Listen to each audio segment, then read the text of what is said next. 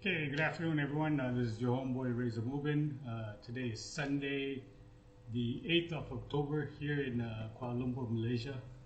And I just want to take this opportunity over this weekend to briefly share with some of you of, on how I go about preparing for my English lessons. Yeah. So for those of you in the know, I'm restarting a teaching gig next week, for about a 1 month stint. My first class was actually on Friday. I had a quick introduction or a warm-up session with a couple of students, and so next week will be my first full week teaching again. And for those of you who are not familiar with teaching, you might think that teaching is an easy profession, or it's a profession that maybe is not as technical or professional as some other jobs and careers out there. But having taken a stint as a summer camp teacher, I can say that although it's not necessarily complex, you definitely do need to do your homework or preparation beforehand. Yeah.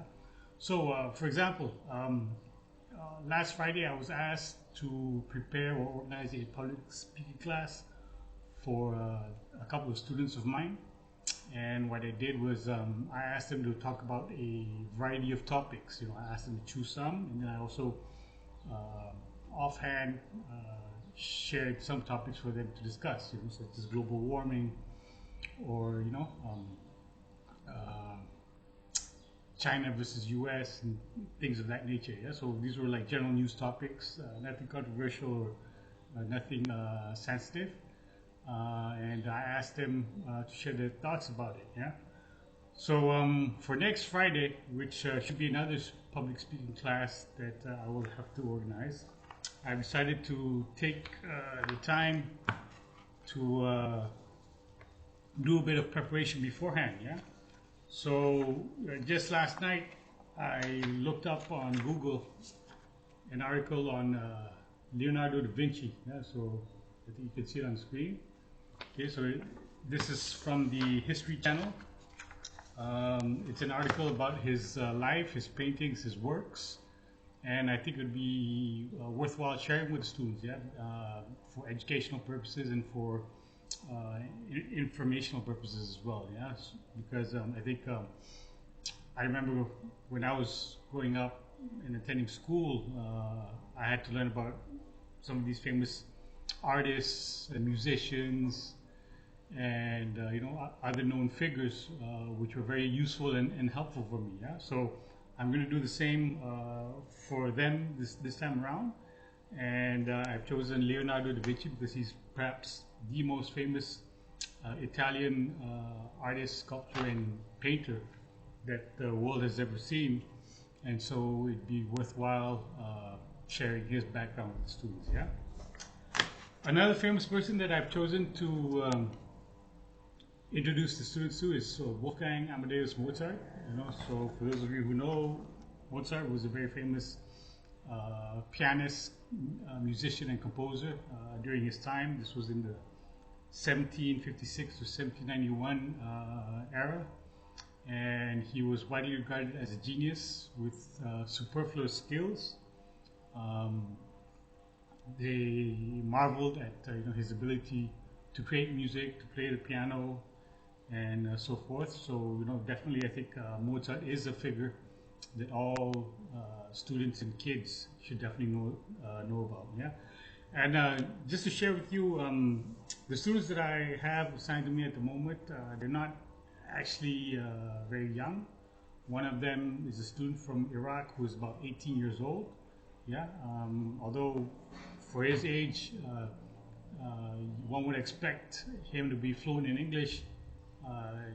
He is just starting to grasp the language. Yeah, so that's part of the reason why he's taking up the English lessons. Yeah.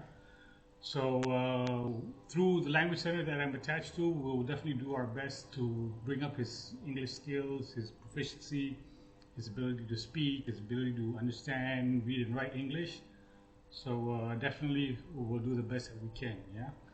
The other student that I have is a 38-year-old adult from Kazakhstan. So this person, he actually studied film directing, and he has produced some films. Okay, and I was glad to have him in my class because, if you recall, the last group of students that I taught at California KL Language Center, they were a group of Kazakh students as well. So this guy being from Kazakhstan, I like the continuation that I got, or that I received, by having him in my class. Yeah, so he speaks better English, partly because he's been working before, and he's lived in places such as China, and he's been in Malaysia for a few months now, about 8 months, according to him. And he knows that there is definitely a need to learn English, because even when he was in China, while he was studying filmography or filmmaking, a lot of the software that they use there and the educational material was all in English. Yeah, so for him, he knows the value and importance of English, and that is why he is taking up English classes at the language center that I'm attached to. Yeah, so for the moment, I haven't disclosed the exact language center where I'll be teaching. This is partly because of security or safety reasons, as most of you or some of you would know by now. I've been having a series of disturbances or disruptions, yeah, in many places that I've worked, yeah, and it's dated back since my days at Shangri-La Hotel. So this time around, I don't want to disclose it yet until I'm comfortable, or until there is a need to, for marketing purposes or whatever. Yeah. So next week being my first week on the job, yeah, I want to see things through. Then I'd be able to evaluate better what the level of teaching is and what the level of the students are. Yeah, and then from there I would see whether or not I can help promote and market it. Yeah, because right now my role is just teaching. Yeah. So okay, I just want to recap that yes, for every class that I have to deliver or conduct, I definitely do my preparation.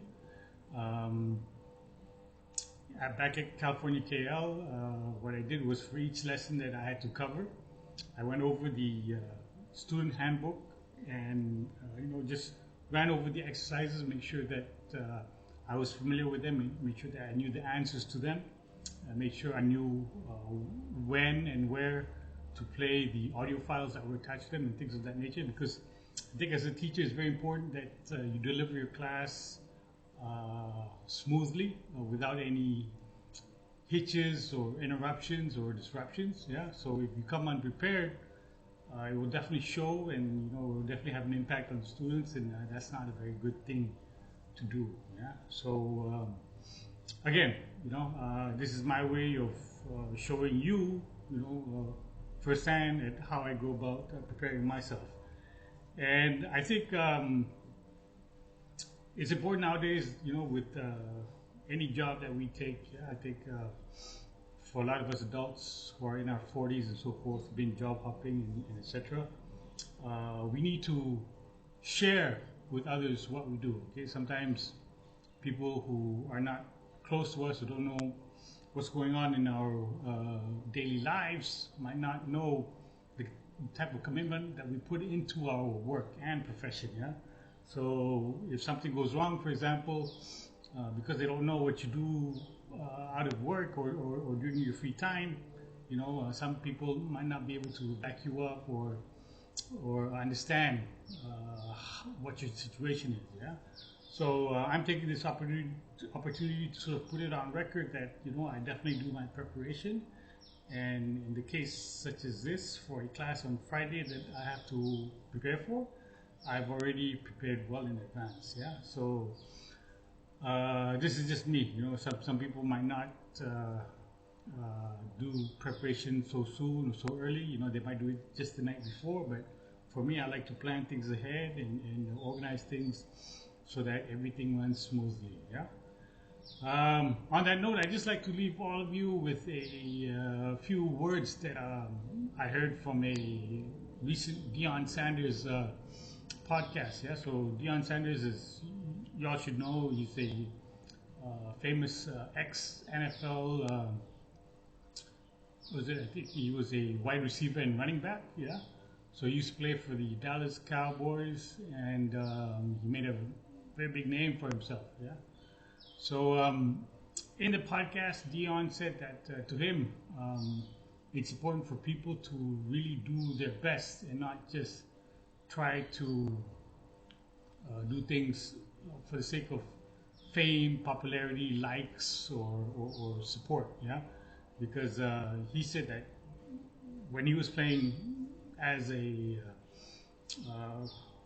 running back and receiver during his NFL career, he just wanted to be the best, and he wanted to do the job to the best of his ability. Yeah, so everything else that came afterwards, the sponsorships, the big signing bonuses, and the huge contracts, and everything that he achieved after that, it was all as a result of his hard work. And I pretty much agree with that philosophy. I think a lot of professionals, a lot of adults who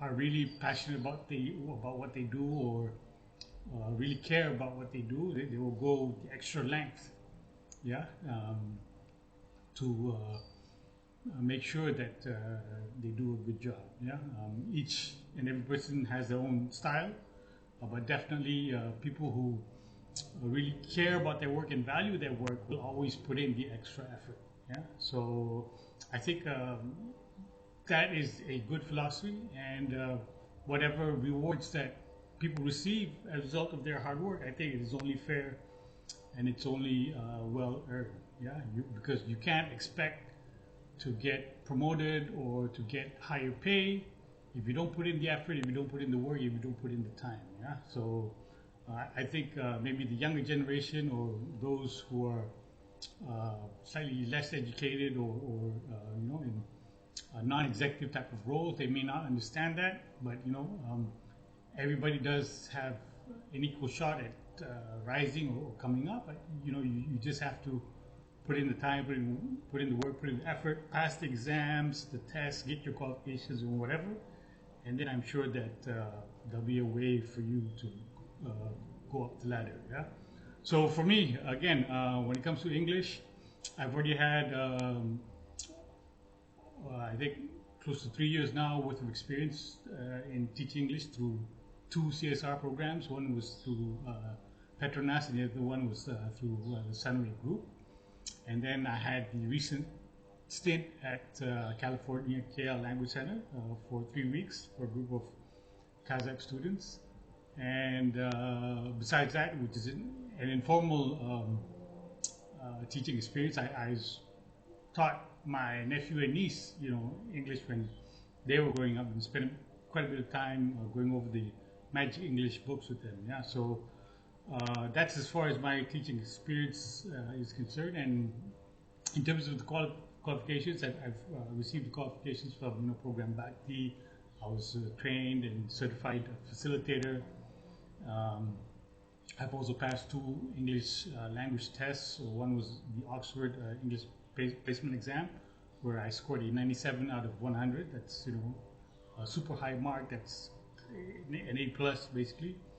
And prior to that, sometime during the year of 2010, if not before, I completed a Job Street English exam, where again I scored very high marks, something to the effect out of 37 out of 40.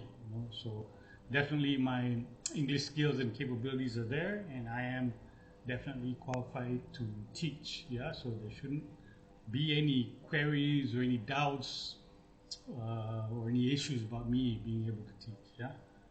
Okay, so that's it. That's a wrap. I don't want to take up any more of your time. Hope you guys enjoy your weekend today. Ciao.